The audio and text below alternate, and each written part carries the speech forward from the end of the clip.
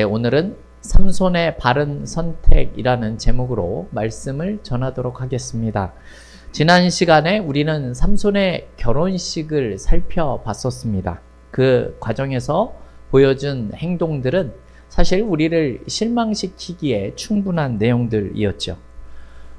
삼손은 블레셋의 다곤을 섬기는 여인과 결혼을 했고, 포도원을 찾아갔고, 사자를 만났음에도 돌이키지 않았고, 또한 사자를 죽인 후에 그 사체를 다시 보러 갔고, 거기에 있던 꿀을 떠먹고, 또 자신의 부모에게도 그 꿀을 가져다 주는 연속된 불신앙적인 행동들을 우리에게 계속해서 보여주었습니다. 어떻습니까? 또 불필요한 수수께끼를 내어서 필요 없는 갈등을 유발하기도 했었죠. 속옷 30벌과 겉옷 30벌 내기를 합니다. 결국 그 문제를, 수수께끼를 풀기 위해서 블레셋 사람들은 삼손의 아내를 협박을 했고, 그 답을 알아낸 그의 아내가 그 사람들에게 그 내용을, 정답을 말해주게 됩니다. 이에 분노한 삼손은 아내의 배신에 분노를 했죠. 그리고 자신의 집으로 돌아오게 됩니다. 그러자 아내를 두고 간 이 삼손의 모습을 보고 이 장인은 들러리였었던 청년 중에 한 명에게 그 삼손의 아내를 주고 맙니다. 왜 이런 일을 행했느냐 하면 아마도 화가 난 삼손은 다시 돌아올 것이라고 생각하지 않았던 것 같습니다. 이렇게 생각을 해보면 삼손의 결혼의 이 모습은 완전한 실패라는 사실을 우리가 생각을 해볼 수 있습니다. 그렇다면 자신의 그런 결혼이 어느 하나 잘한 것이 없고 모두 다 잘못된 결론이 맺어졌다면 이것이 하나님의 뜻이 아니다라는 생각을 하고 자신의 그 아내와의 이 관계도 정리를 했었어야 합니다. 하지만 오늘 본문을 보면 삼손이 미련을 버리지 못하는 모습을 우리에게 보여주고 있죠. 시간이 지나니까 다시 자신의 그 아내가 보고 싶어졌고, 그래서 그 아내를 찾으러 삼손이 떠납니다. 무슨 일들이 벌어졌는지도 삼손은 알지 못하고 이 장인의 집을 찾아가지요. 화해의 표시로 삼손은 염소 새끼 한 마리를 들고 가게 됩니다. 여러분이 장인의 입장이라면 갑자기 염소 새끼를 들고 난 삼손을 보고 어떠한 마음이 들겠습니까? 너무나 당황하지 않았겠습니까? 일단 이 장인도 삼손을 집에 들어오지 못하게 합니다. 그러면서 다른 제안을 급히 하지요. 당시에 이 당시에는 사실 아내나 딸은요, 이 아버지의 그런, 쉽게 말하면, 이해하기 쉽게 말씀드리면 재산과도 비슷한 그런 모습을 보여주고 있습니다. 무슨 뜻이냐 하면 아버지 마음대로 할 수 있었다라는 그런 뜻입니다. 그래서 장인이 삼손에게 제안하는 게 어떤 내용인가 하면요, 지금 네 아내보다 그 동생이 훨씬 더 예쁘니까 이 동생을 다시 아내로 맞이해라 라고 이렇게 이야기를 합니다. 그러면서 너의 아내는 다른 사람에게 주었다, 이렇게 이야기를 하죠. 아무리 삼손이지만 이런 내용을 들으면 여러분 어떻습니까? 너무나 큰 충격을 받지 않았겠습니까? 그래서 삼손이 매우 화가 난 모습을 보여주죠. 그래서 3절을 보게 되면 이번은 이라는 이런 표현을 사용을 합니다. 이번은 이게 어떤 뜻인가 하면요, 지난번 수수께끼 내기에서 삼손이 졌을 때 삼손은 화가 났고 아스글론으로 내려가서 30여 명을 때려 죽이고 그 옷을 가지고 내기에서 진 대가로 그 옷을 주었지 않습니까? 이 일은 본인이 생각해도 뭔가 지나친 면이 있다라고 생각을 한 겁니다. 그런데 이번에는 다르다는 겁니다. 자신은 그런 일을 행한다고 하더라도 명분이 있다, 이렇게 생각을 하고 있는 겁니다. 그래서 내가 블레셋 사람들을 해하게 되더라도 나에게는 허물이 없을 것이다, 이렇게 생각을 하고 삼손이 보복에 나서게 됩니다. 어떻게 보복을 해주는 것이 좋을까라고 생각을 하다가 삼손의 눈에 띄인 것이 뭐냐 하면 이 무르익은 황금 들판이 눈에 보이는 겁니다. 오늘 본문 4절과 5절 말씀인데요. 우리 4절과 5절 말씀 우리 같이 한번 읽어보도록 하겠습니다. 삼손이 가서 여우 300마리를 붙들어서 그 꼬리와 꼬리를 메고 회를 가지고 그 두 꼬리 사이에 한 회를 달고 회에 불을 붙이고 그것을 블레셋 사람들의 곡식 밭으로 몰아들여서 곡식당과 아직 배지 아니한 곡식과 포도원과 감람나무들을 사른지라. 아멘.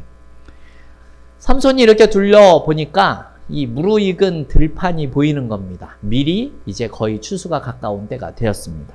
그리고 그것을 보고 주변에 있는 여우를 잡습니다. 300마리를 잡죠.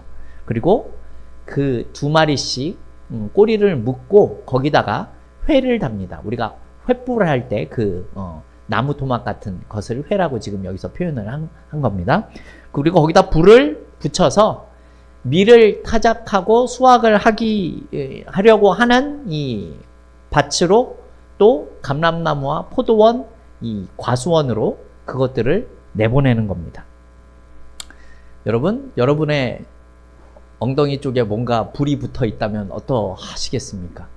여우 입장에서 그 불을 피해서 얼마나 열심히 도망을 다녔겠습니까? 이리저리 가지 않은 곳이 없었을 겁니다. 150쌍의 불붙은 여우가 온 곡식과 과수원을 헤집고 다니는 겁니다. 여러분, 우리가 가끔씩 그 뉴스에서 산불이 난 것을 목격하듯이 아마 추수를 앞두고 있었던 그 밭이 모조리 불타 버린 것이죠.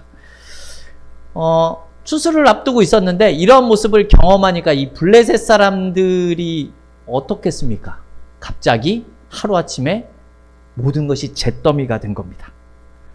도대체 이 일이 왜 일어난 거냐 알아보니까 삼손의 아내를 장인이 다른 사람에게 주었기 때문에 이 일이 일어났다라고 라는 사실을 알게 된 겁니다. 그래서 6절을 보면 블레셋 사람들이 어떻게 하죠? 삼손의 이 장인과 그 딸을 불에 태워 죽입니다. 장인 때문에 화가 나서 이 일이 일어났다라는 사실을 알고 그들을 죽이는 모습이 보여집니다. 또 8절에서 블레셋 사람들을 이 화가 난 이 삼손이 어떻게 합니까? 블레셋 사람들의 정강이와 넓적다리를 쳐서 죽였다라는 거죠. 보복을 하자 블레셋이 보복을 했고 또 삼손이 그에 대해서 보복을 하는 모습입니다. 여러분, 정강이와 넓적다리를 쳤다라는 것은요, 어떤 뜻인가 하면 우리가 이렇게 힘을 쓰는 데 있어서 가장 중심이 되는 곳입니다. 이렇다는 말은요, 힘쓸 만한 사람들을 다 죽였다, 이런 뜻이 되는 겁니다. 그야말로 보복이 이루어지고 있는 상황입니다.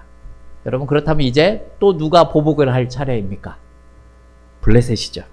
블레셋 사람들이 뭉치게 됩니다. 9절에서 10절을 보게 되면 블레셋 사람들이 모여가지고 레히라는 곳에 진을 치게 됩니다. 그랬더니 유다 사람들이 몰려와서 아니 왜 이렇게 행하냐고 하자 이 블레셋 사람들은 삼손을 결박해서 우리에게 행한 대로 우리가 똑같이 갚아주겠다 이렇게 이야기를 하는 겁니다. 그러자 유다 사람들이 이렇게 반응을 하고 있습니다. 오늘 본문 11절인데요. 우리 11절 말씀 같이 한번 읽어보겠습니다. 유다 사람 3,000명이 에담 바위 틈에 내려가서 삼손에게 이르되 너는 블레셋 사람이 우리를 다스리는 줄을 알지 못하느냐? 내가 어찌하여 우리에게 이같이 행하였느냐 하니 삼손이 그들에게 이르되 그들이 내게 행한 대로 나도 그들에게 행하였노라 하니라. 아멘.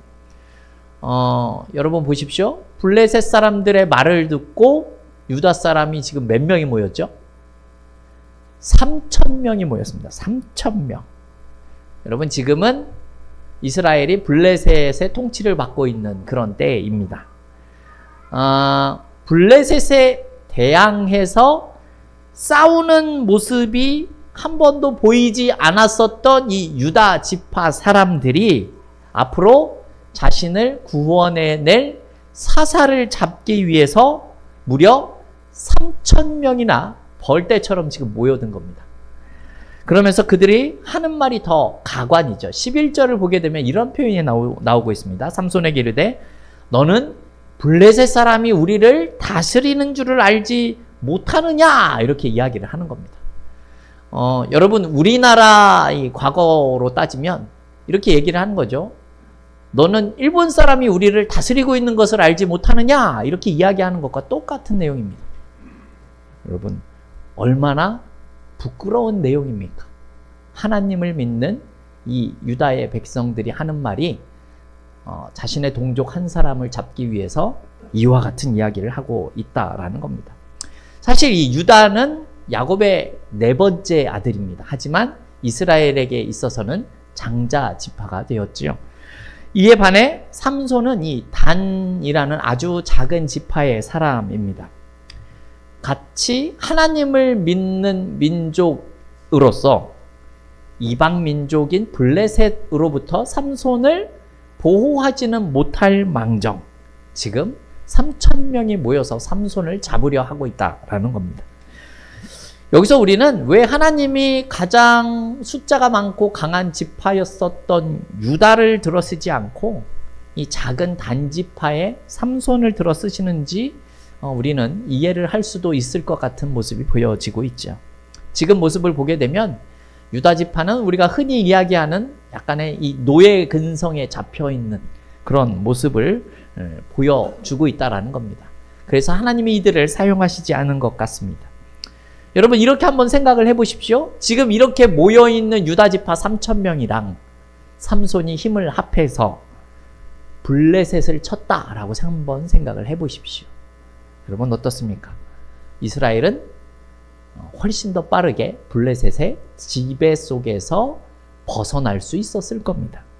우리가 읽어보지는 않았지만 우리가 다음 시간에 보게 될 내용이지만 15절을 보게 되면 죽은 블레셋 사람들의 숫자가 1,000명 정도다라고 이야기가 나오는 것을 보면 지금 모여있는 3,000명보다 블레셋의 숫자가 적다라는 사실을 우리는 알 수 있습니다. 그렇다면 여러분 유다 지파는 왜 이러한 모습을 보여주고 있는 것입니까? 아마도 블레셋의 이 지배 아래에서 이 노예로라도 살아가는 것이 이들에게 있어서는 훨씬 더 안전하다라고 느꼈었던 것 같습니다. 이들은 자유를 얻기 위해서 쟁취하기 위해서 싸우는 모습을 두려워하는 모습을 보이고 있다라는 겁니다. 마치 어느 때랑 비슷합니까? 여러분 출애굽한 이스라엘 백성들을 기억하십니까? 그들이 하나님 앞에서 무슨 이유로 불평을 했는지 혹시 기억하고 계십니까? 무슨 일로 불평을 합니까?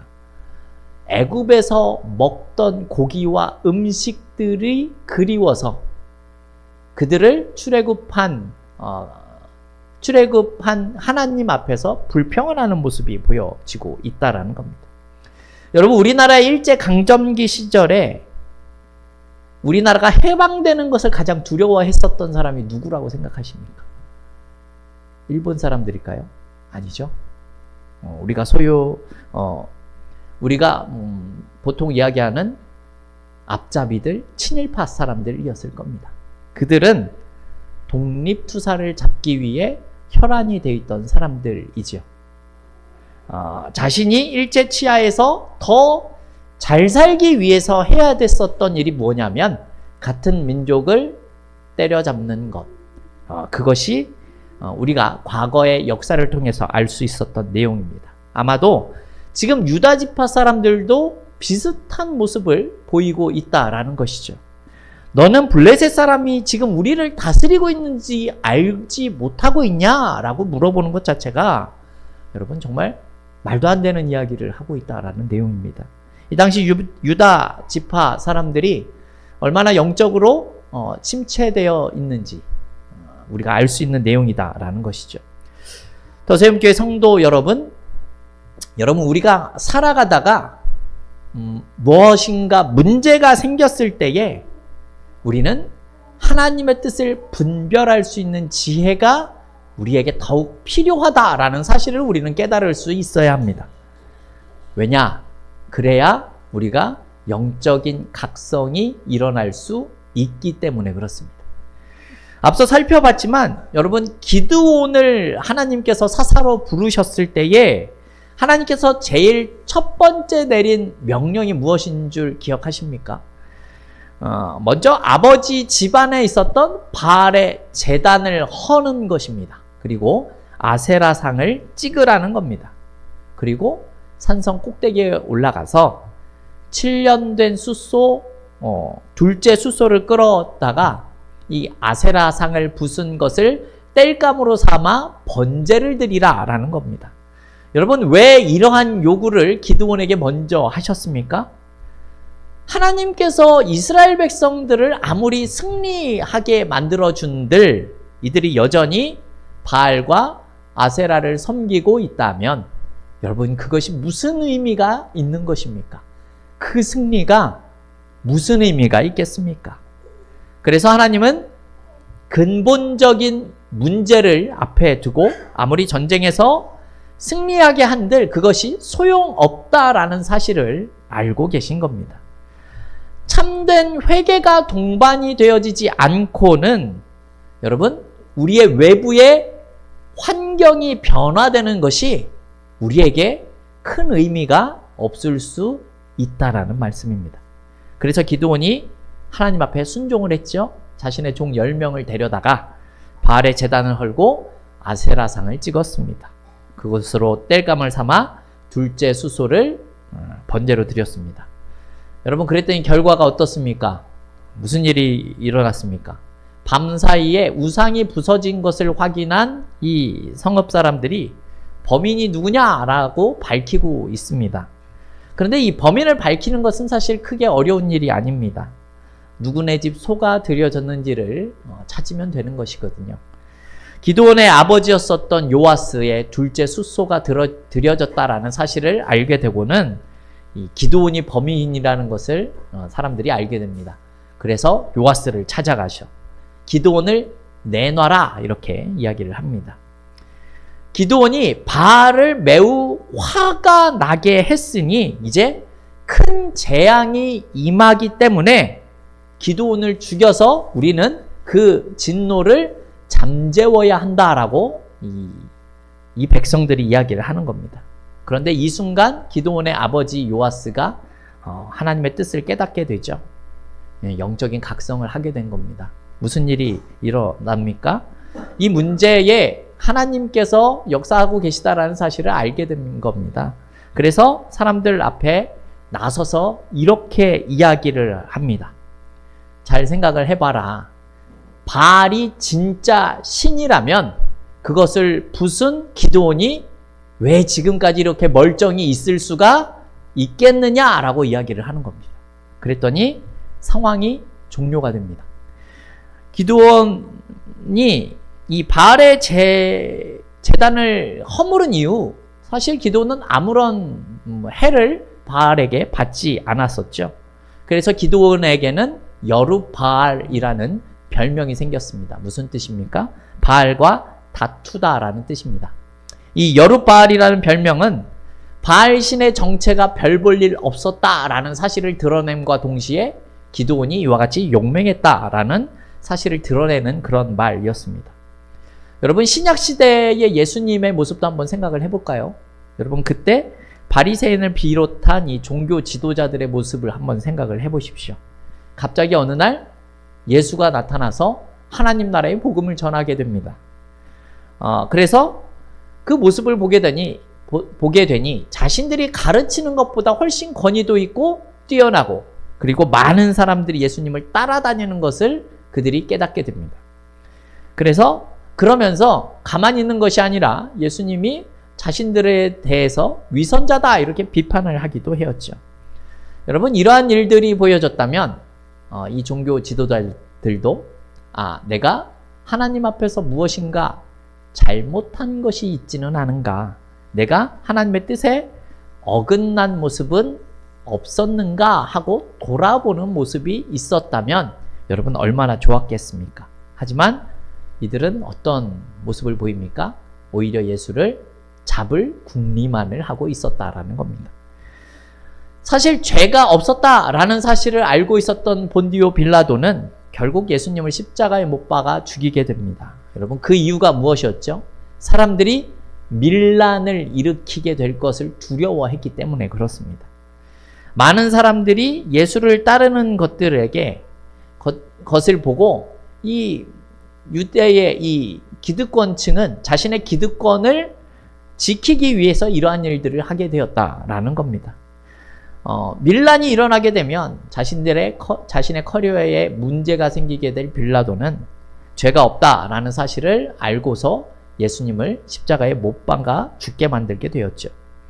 여러분 하나님을 제대로 알고 그 뜻을 알고 있는 사람들이라면 절대 이런 모습을 보여서는 안 되는 겁니다. 여러분 지금 삼손을 결박해서 블레셋 사람들에게 데려다 주는 유다 사람들을 보십시오.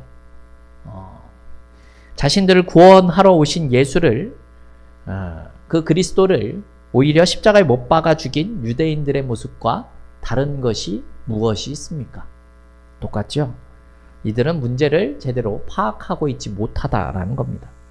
성도 여러분, 앞서 말씀을 드렸지만 무엇인가 우리에게 문제가 생겼을 때에 하나님의 뜻을 분별하는 지혜가 우리에게 필요합니다. 우리가 보통 사용하는 위기라는 말은요, 위험한 기회를 뜻하기도 하는 말입니다. 위험하지만 이것을 통해서 우리가 다른 모습들을 보여줄 수 있는 기회가 될 수 있다라는 겁니다. 유다지파 사람들은 이 일이 일어난 원인이 삼손에게 있는 것인지 아니면 다른 뜻이 있는 것인지를 하나님께 물어볼 필요가 있었습니다. 여러분 삼손의 아버지 마노아가 삼손을 어떻게 키워야 하는지 하나님의 사자한테 물어본 것처럼 말입니다.